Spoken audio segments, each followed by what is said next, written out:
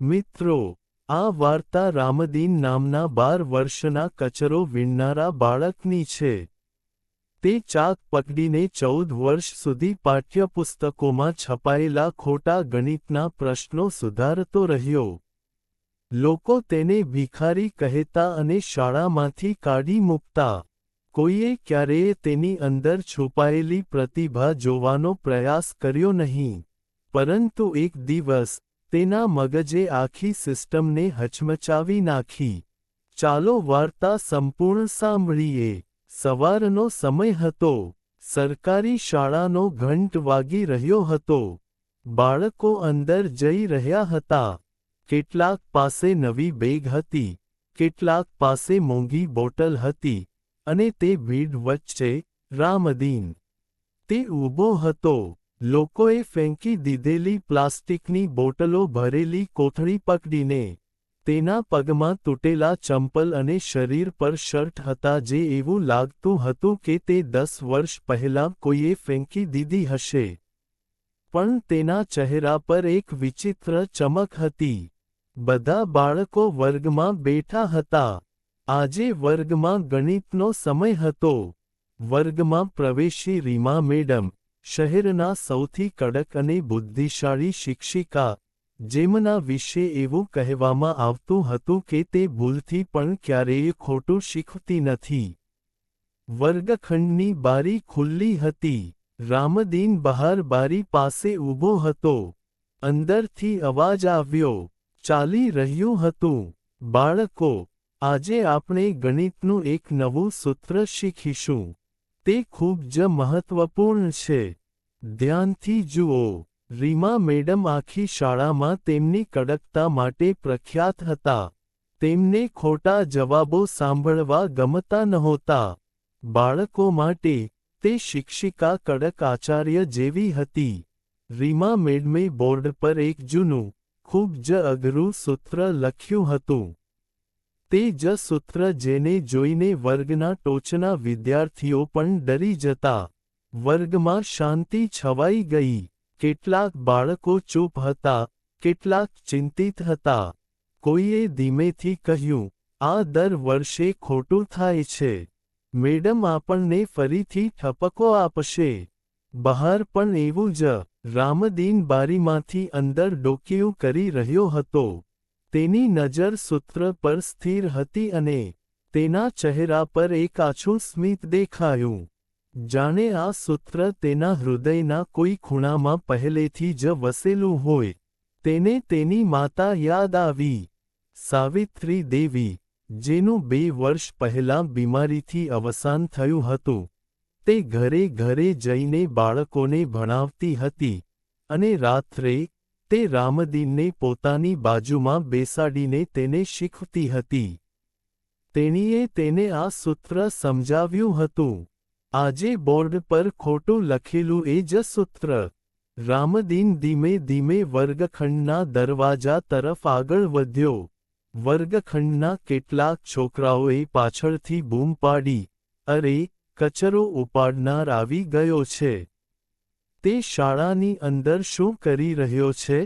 તેને બહાર કાઢો. પણ રામદીન હલી શક્યો નહીં. બંધ થઈ ગયો. મેડમે તેની સામે જોયું. તું અહીં શું કરી રહ્યો છે? બહાર જા. આ શાળા છે, કચરાપેટી નથી. આખો વર્ગ હસી પડ્યો. પણ રામદીને માથું ઊંચું કરીને ધીમેથી કહ્યું, મેડમ, મેં તે ફોર્મ્યુલા ખોટું લખ્યું છે. અચાનક, આખા રૂમમાં શાંતિ છવાઈ ગઈ. એક કચરો વીણતો બાળક ગણિત મેડમને ભૂલ બતાવી રહ્યો હતો. રીમા મેડમે કટાક્ષમાં કહ્યું, હવે તમે મને કહેશો કે હું ખોટું ભણાવી રહ્યો છું. ચાલો, જો તમને આટલું જ ખબર હોય તો મને સુધારો. રામદીન બ્લેકબોર્ડ તરફ ચાલવા લાગ્યો. જ્યાં આજ સુધી કોઈ ગરીબ બાળકે પગ મૂક્યો નહોતો. આજે ત્યાં રામદીન ઊભો હતો. તેના હાથમાં ચકલી હતી. એક ક્ષણ તેનું જીવન હંમેશ માટે બદલી નાખવાની હતી. ચાલ દીકરા, રીમા મેડમે ટોણો માર્યો, આ સૂત્ર બરાબર સમજી લઈએ. ચાલો તારી હિંમત ચકાસીએ કે તું આ અઘરું ગણિતનું સૂત્ર સમજે છે કે નહીં. આખો વર્ગ હાસ્યથી ગુંજી ઉઠ્યો. કોઈએ સીટ થપથપાવી, કોઈએ મિત્રને કોણીથી થપથપાવી. ઓહ ભાઈ, હવે કોમેડી શરૂ થવાની છે. પણ રામદીનના ચહેરા પર ડર કે ગુસ્સો નહોતો, ફક્ત શાંત ગંભીરતા હતી. જાણે તે ગણિત ન કરી રહ્યો હોય, પણ પોતાના ભૂતકાળના દુખાવાને પકડી રાખતો હોય. ધીમો પડીને તે બ્લેકબોર્ડની ખૂબ નજીક આવ્યો. બોર્ડ પર પણ એ જ વાત હતી. તે એક જૂનું ફોર્મ્યુલા હતું જે વર્ષોથી બાળકોને મૂંઝવણમાં મૂકી રહ્યું હતું. રાજ્યના પાઠ્યપુસ્તકમાં છપાયેલ એક ફોર્મ્યુલા, અને જેને કોઈએ ક્યારેય 2 વાર તપાસવાની જરૂર અનુભવી ન હતી. પરંતુ આજે, એક બાળક જેની પાસે નોટબુક કે પુસ્તક ન હતું, તે શાળાના સૌથી કડક શિક્ષકની સૌથી જૂની ભૂલ પકડવા જતો હતો. બાળકની આંગળીઓ ઠંડીથી ધ્રુજી રહી હતી. તે ખચકાઈને હાથમાં ચાક લઈ ગયો. જાણે તેને તેની માતા સાથેની તે રાત યાદ આવી ગઈ, જ્યારે તેણીએ તેને ફાટેલા રજાઈ નીચે ગણિત શીખવ્યું હતું. તેની માતાનો અવાજ તેના કાનમાં ગુંજી રહ્યો હતો. રામદીન ગણિતથી ડરતો હતો. આ લેવા માટે નથી, દીકરા. સમજવા માટે છે. જે દિવસે તું આ સમજીશ, દુનિયાની કોઈ શક્તિ તને રોકી શકશે નહીં. રામદીનની આંખો આંસુઓથી ભરાઈ ગઈ. પણ તેણે આંસુ રોકી રાખ્યા. તેણે બોર્ડ પર ચાક મૂક્યો અને બોલ્યા વિના, શિક્ષકે લખેલું સૂત્ર ધીમે ધીમે ભૂંસી નાખ્યું. આખો વર્ગ સ્તબ્ધ થઈ ગયો. પછી તેણે દરેક પંક્તિ એક પછી એક લવાનું શરૂ કર્યું. તેનો હાથ ધ્રુજી રહ્યો હતો, પણ તેનું મન એકદમ સ્પષ્ટ હતું. તેણે ગરીબીમાં શીખેલું કાચું શિક્ષણ બોર્ડ પર શિક્ષક બાળકોને સમજાવે છે તેમ મૂકી દીધું. પહેલી પંક્તિએ વર્ગમાં શાંતિ લાવી દીધી. બીજી પંક્તિએ શિક્ષકની આંખો પહોળી થઈ ગઈ. ત્રીજી પંક્તિએ ખુરશી પર બેઠેલી ટોપર પણ ઊભી થઈ અને જોયું. અને ચોથી લાઈન સુધીમાં, રીમા મેડમ પોતાની સીટ પરથી ઊભી થઈ ગઈ. તેમનો અવાજ ધીમો પડી ગયો. આ કેવી રીતે? આ ફોર્મ્યુલા પુસ્તકમાં ખોટી રીતે છાપવામાં આવી છે.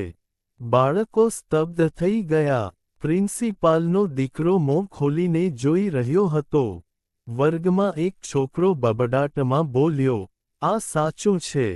અમે આ ફોર્મ્યુલા ક્યારેય આ રીતે જોયું નથી.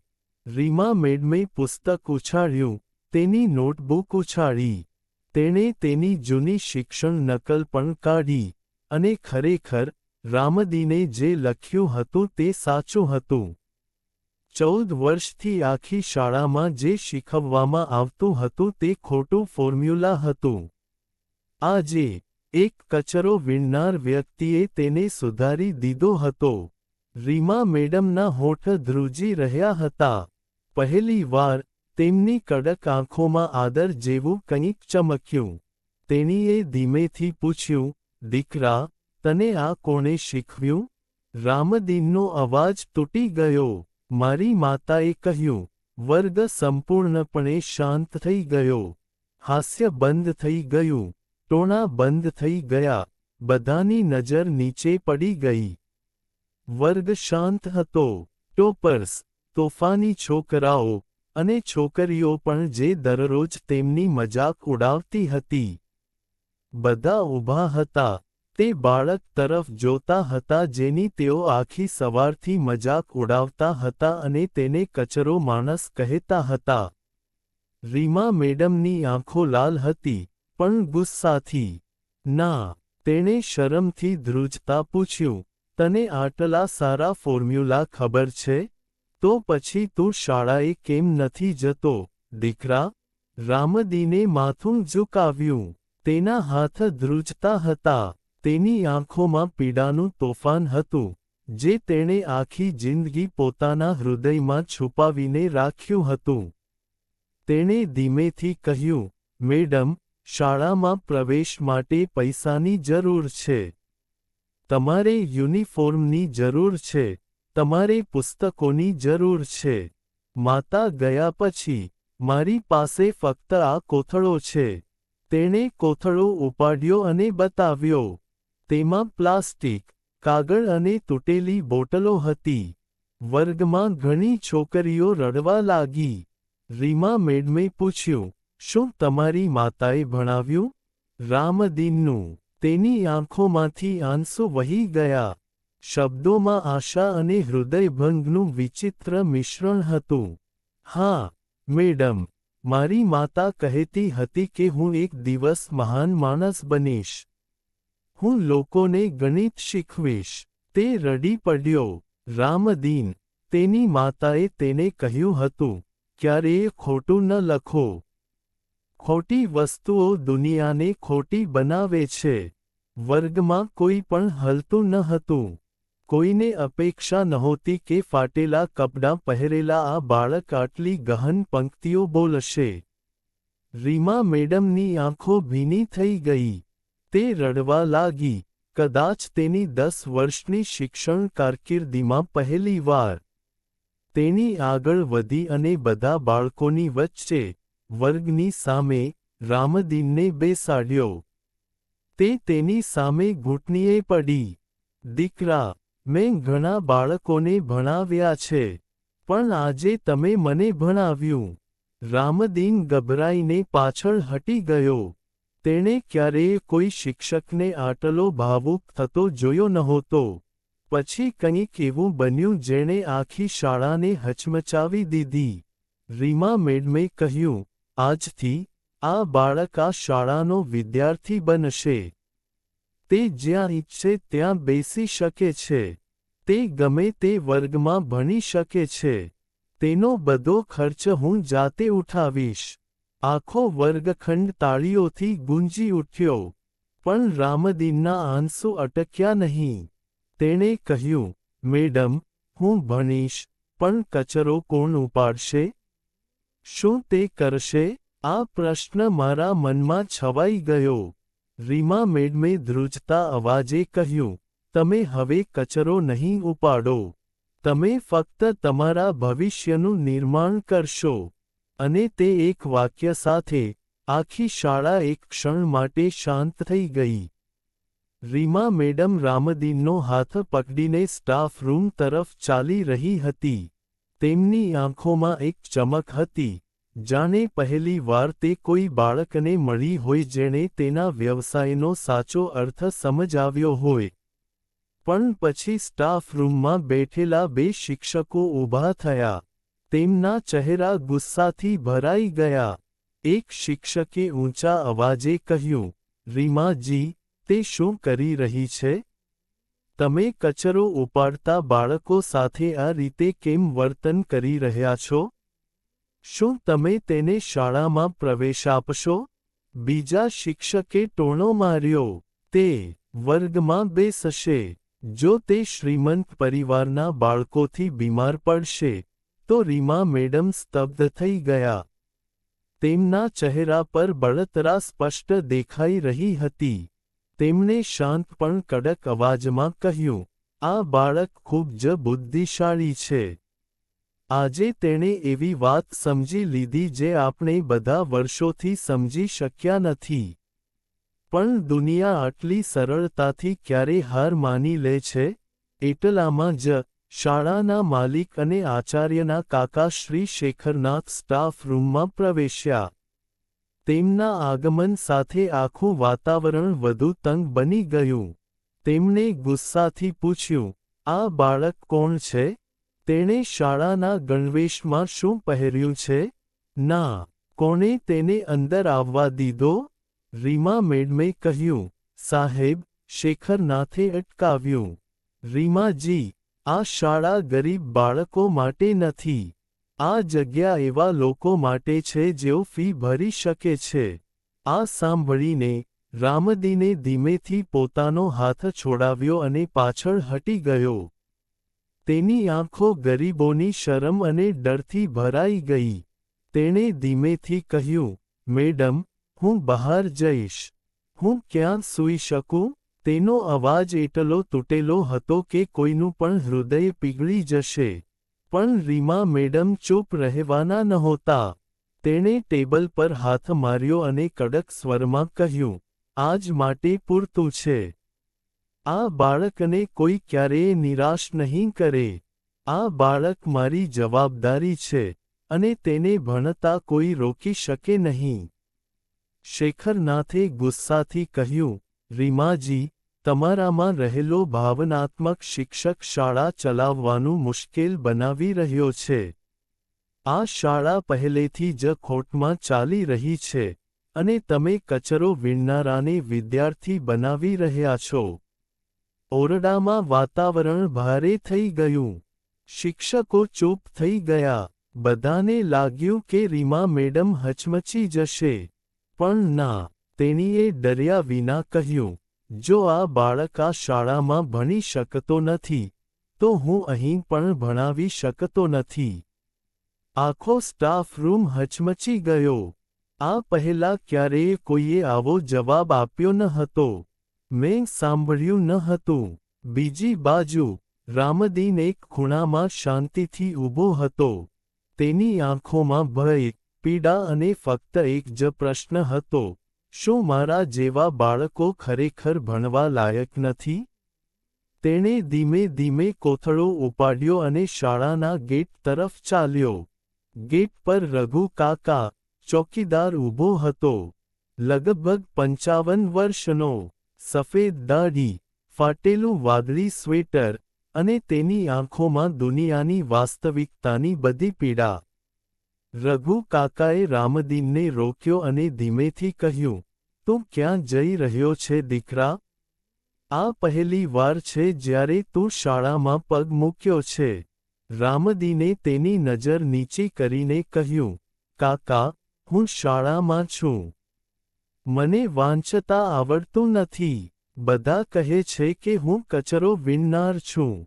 તેના અવાજમાં એટલી બધી વેદના હતી કે કાકાની આંખો છલકાઈ ગઈ. તેણે ઊંડો શ્વાસ લીધો અને કહ્યું, દીકરા, તું કચરો વીણનાર હોઈ શકે છે, પણ એક દિવસ તું મહાન માણસ બનીશ. રામદીન રડી પડ્યો અને બોલ્યો, કાકા, મારી માતાએ મને કહ્યું હતું કે હું એક મહાન માણસ બનીશ, પણ એવું લાગે છે કે મારી માતા પણ ખોટી હતી. કાકાના ગાલ પરથી આંસુ વહી ગયા. તેણે રામદીનના ખભાને પકડીને કહ્યું, તારી માતા ખોટી નહોતી. આ દુનિયા જ લોકોને તેમની ગરીબીના આધારે ન્યાય કરે છે. આટલું કહીને, કાકા એક ક્ષણ માટે ચૂપ રહ્યા અને પછી કહ્યું, દીકરા, હું તારી માતાનો આભાર માનવા માંગુ છું. મને ખબર પડી ગઈ. આ સાંભળીને રામદીનની આંખો પહોળી થઈ ગઈ. કાકા રઘુએ ધીમેથી કહ્યું, તારી માતા, સાવિત્રી દેવી, એક મહાન સ્ત્રી હતી. મેં જોયું કે તે આખી રાત બીજા લોકોના બાળકોને શીખવવામાં કેવી રીતે વિતાવતી. ખાલી પેટે પણ તે તમને કેવી રીતે ખવડાવતી. બીમાર હોવા છતાં પણ તે તમને શીખવવાનું ક્યારેય ભૂલતી નહીં. રામદીન રડી પડ્યો. તેના પગ ઢીલા પડી ગયા. તે જમીન પર બેસી ગયો. કાકાએ તેની પીઠ થપથપાવી. તને ખબર છે દીકરા, તારી માતા તેના છેલ્લા દિવસોમાં શું કહેતી હતી? રામદીને તેના આંસુ લૂછ્યા. કાકાનો અવાજ ગુંગળાયો. કાકા, મારો રામદીન ખૂબ જ બુદ્ધિશાળી છે. જો દુનિયા તેને તક આપે તો તેને આપી દે અને તે ચંદ્ર પર જશે. કાકા પણ રડવા લાગ્યા. એ જ સમયે રીમા મેડમ પણ પાછળથી ગેટ પર પહોંચી ગયા. તે હાંફી રહી હતી જાણે કોઈએ તેના દોડતા આત્માને રોકી દીધો હોય. તેણે કાકા રઘુને પૂછ્યું, કાકા, શું તમે તેને ઓળખો છો? કાકાએ કહ્યું, રીમા દીકરી, આ બાળકમાં એવી આગ છે જે આજકાલ અમીર લોકોના બાળકોમાં નથી. આ બાળક ભણવા માટે જન્મ્યું છે. બસ, ભાગ્યએ તેને હાથમાં કોથળો આપ્યો છે. રીમા મેડમના ચહેરા પર નિશ્ચય પાછો ફર્યો. તેની આંખોમાં નિશ્ચયની જ્વાળા પ્રજ્વલિત હતી. તેણે રામદીનનો હાથ પકડીને કહ્યું, દીકરા, આજથી તને કોઈ રોકશે નહીં. ન તો લોકો, ન ગરીબી, ન તો આ શાળા. હું તમને શિક્ષિત કરીશ. હું તમને કોઈ પણ સંજોગોમાં શિક્ષિત કરીશ. રીમા મેડમના આ નિર્ણયને શાળાના માલિકે બિલકુલ મંજૂરી આપી નહીં. અચાનક પાછળથી અવાજ આવ્યો, રીમાજી, જો તમે આ બાળકને શાળામાં રાખશો, તો તમારે તમારી નોકરી છોડવી પડશે. રીમા મેડમે પાછળ જોયું. તે જ શાળાના માલિક શેખરનાથ નજીકમાં ઊભા હતા. શાળાના માલિક શેખરનાથે ગુસ્સાથી બૂમ પાડી, રીમાજી, જો તમે આ કચરો ઉપાડનારા બાળકને શાળામાં રાખવાનો આગ્રહ રાખશો, તો હું તમને હમણાં જ તમારી નોકરીમાંથી કાઢી મૂકીશ. રઘુ કાકા ચોંકી ગયા. રામદીન ડરી ગયો અને મેડમને કહ્યું. તેણે રીમા મેડમની આંગળી પકડી રાખી, અને રીમા મેડમ એક ક્ષણ માટે એકદમ શાંત થઈ ગયા. ગામલોકો, કેટલાક બાળકો, કેટલાક શિક્ષકો આસપાસ ભેગા થઈ ગયા હતા. બધાની નજર આ એક જ વાત પર ટકેલી હતી. શું રીમા મેડમ પોતાની નોકરી બચાવશે કે ગરીબ બાળકનું ભવિષ્ય? રીમા મેડમે ધીમેથી માથું ઊંચું કર્યું. તેની આંખોમાં આંસુ હતા, પણ તેના અવાજમાં તોફાન હતું. શેખર સાહેબ, તમે નોકરી છીનવી શકો છો, પણ મારા હૃદયમાં રહેલા શિક્ષકને નહીં. માલિક હસ્યો. અરે, રીમા, તમે ભાવુક થઈ રહ્યા છો. શાળા લાગણીઓ પર ચાલતી નથી. તે મન પર ચાલે છે. હા, રીમા મેડમ આગળ વધ્યા અને ખૂબ નજીક આવીને કહ્યું, જો શાળા બુદ્ધિથી ચલાવવાની હોત, તો કોઈએ આટલા વર્ષોથી પુસ્તકમાં છપાયેલ ખોટું સૂત્ર પકડી લીધું હોત. આખી ભીડમાં શાંતિ હતી. પછી તેણીએ મોટેથી કહ્યું, અને આજે તે ભૂલ એક કચરો ઉપાડનાર બાળકે પકડી લીધી છે. ભીડ ઉત્સાહિત થવા લાગી. ખરેખર આ બાળક ખૂબ જ બુદ્ધિશાળી છે. તો પછી તમે તેને ભણવા કેમ નથી દેતા? માલિકે ગુસ્સામાં કહ્યું, હું કંઈ સાંભળવા માંગતો નથી. કાં તો આ બાળક બહાર જશે અથવા તમે રીમા મેડમ. રીમાએ ખચકાટ વિના કહ્યું, ઠીક છે સાહેબ, હું જઈ રહી છું. ભીડ સ્તબ્ધ થઈ ગઈ. કોઈને આની અપેક્ષા નહોતી. તેણીને ખાતરી હતી કે તે કોઈ પણ વિચાર કર્યા વિના નોકરી છોડી દેશે. તેણીએ રમણનો હાથ પકડીને કહ્યું, ચાલ, દીકરા. હવે તું મારી શાળા, મારો વર્ગ, મારું સ્વપ્ન છે. રામદીન રડવા લાગ્યો. મેડમ, તું મારા માટે તારી નોકરી કેમ છોડી રહી છે? રીમા મેડમ ઘૂંટણીએ પડી ગઈ. તેની આંખોમાં જોઈને તેણીએ કહ્યું, કારણ કે દુનિયાને બીજા શિક્ષકની જરૂર નથી જે ટીસી જારી કરે. આપણને બીજા રામદીનની જરૂર છે જે તેની ભૂલો સુધારી શકે. તે જ ક્ષણે ભીડમાંથી ઘણા લોકો રડવા લાગ્યા. પછી રઘુ કાકા આગળ આવ્યા. તેનો અવાજ ભારે પણ મજબૂત હતો. રીમા, દીકરી, જો તું આ શાળામાં નહીં રહે, તો અમે પણ આ શાળામાં નહીં રહીએ. તે જીવશે નહીં. પછી તેણે ખિસ્સામાંથી એક જૂનું, ગડી કરેલું પરબીડિયું કાઢ્યું. પરબીડિયું પર સાવિત્રી દેવીનો છેલ્લો પત્ર લખેલો હતો. રામદીનની માતા કાકાએ કહ્યું, તારી માતા આ પત્ર મારી પાસે છોડી ગઈ હતી. તેમણે મને કહ્યું હતું કે જો હું ન રહીશ તો આ પત્ર મારા રામદીનને પહોંચાડી દેજે.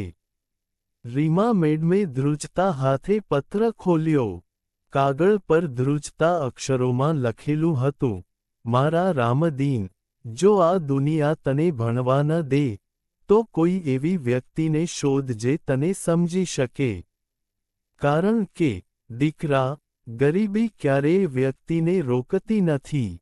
લોકો કરે છે, એક દિવસ, મારા સપનાની જેમ ઊંચા ઉડાન ભર, અને હા, કોઈ દિવસ પોતાને ઓછો ન આંક. તારી માતા, સાવિત્રીએ પત્ર વાંચ્યો અને રીમા મેડમ રડી પડી. રામદીન પણ તેની માતાનું નામ જોઈને રડી પડ્યો. ભીડમાં બધા તાળીઓ પાડવા લાગ્યા, અને પછી ગામનો એક વૃદ્ધ માણસ આગળ આવ્યો. રીમા, દીકરી, કૃપા કરીને આ બાળકને તારા ઘરે ભણાવ. આપણે બધા તેના શિક્ષણનો ખર્ચ ઉઠાવીશું. ધીમે ધીમે લોકો આગળ આવ્યા. હું તને પુસ્તકો આપીશ, હું તને બેગ આપીશ, હું તને જૂતા લાવીશ, અમે ફી ચૂકવીશું, અમે ખોરાક આપીશું. એક જ ક્ષણમાં આખું વાતાવરણ બદલાઈ ગયું. શેખરનાથે પણ હાર માની લેવી પડી. તેણે ઉદાસ થઈને કહ્યું, ઠીક છે, ઠીક છે, બાળકને જીવવા દો, તે શાળાએ જઈ શકે છે. રીમા મેડમે મક્કમતાથી કહ્યું, ના, સાહેબ, તે તમારી મજબૂરીને કારણે નહીં. તે આપણી જીતને કારણે થશે. અને મિત્રો, તે દિવસે, કચરો વીણનાર રામદીને માત્ર પોતાના ગણિતના સૂત્રમાં સુધારો કર્યો જ નહીં પણ પોતાનો વિચાર પણ બદલી નાખ્યો. તે દિવસ તેના નવા જીવનની પહેલી સવાર હતી. મિત્રો, જો આ વાર્તા તમારા હૃદયને સ્પર્શી ગઈ હોય, તો કૃપા કરીને લાઈક કરો, શેર કરો અને ચેનલને સબસ્ક્રાઇબ કરો. ટિપ્પણીઓમાં તમારું નામ અને શહેર છોડવાનું ભૂલશો નહીં જેથી અમને ખબર પડે કે અમારી વાર્તાઓ દેશના કયા ખૂણા સુધી પહોંચી રહી છે. ફરી મળીશું એક નવી, હૃદયસ્પર્શી વાર્તા સાથે. કહેવા માટે એક વાર્તા સાથે. ત્યાં સુધી, ખુશ રહો. જય હિન્દ.